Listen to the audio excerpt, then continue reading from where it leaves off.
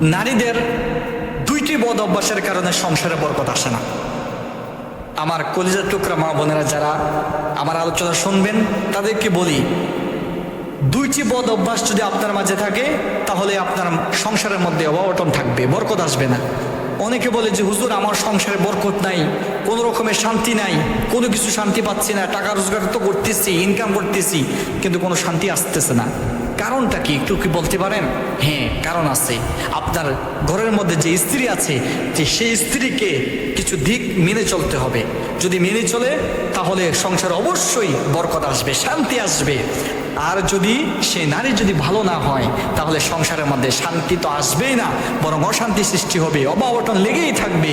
অতএব যেটা বলতেছি সেটা এক নাম্বার হলো, যে নারীর মাঝে অপচয়ের বদ অভ্যাস রয়েছে, অপচয় করে, সব কিছু দিয়ে অপচয় করে, সে নারীর সংসারে কোনোভাবে বরকত আসবে না। অতএব আমার কলিজার টুকরা যুবক ভাই যারা শুনতেছেন এবং মা বোনেরা যারা শুনবেন তাদেরকেও বলতেছি, আপনারা ভালো করে শোনেন। সংসারের মধ্যে যদি শান্তি আনতে চান, সংসারের মধ্যে যদি বরকত আনতে চান, তাহলে অপচয় করা যাবে না। যদি অপচয় করেন তাহলে দেখবেন আপনার সংসারে শান্তি আসবে না। নাম্বার 2, সেটা হলো নারীদের মধ্যে, সেটা প্রায় নারীদের মধ্যে দেখা যায়, সেটা হলো শুকরিয়া আদায় করে না করা। শুকরিয়া তো আদায় করবেই না, বরং স্বামীকে দিয়ে কত রকমের কথা বলতে থাকে। অতএব এই বলা যাবে না।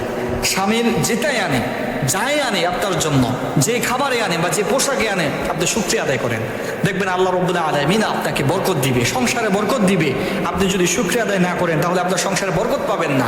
অতএব স্বামীকে খুশি রাখতে হলে এবং সংসারে যদি বরকত পেতে চান তাহলে 1 নাম্বার অপচয় করা যাবে না, 2 নাম্বার হলো শুকরিয়া আদায় করতে হবে। শুকরিয়া আদায় না করলে সংসারে অভাবটন লেগেই থাকবে। রব্বুল আলামিন আমার মা বোনদেরকে এই আমলটুকু করার তৌফিক দান করুন, আমিন।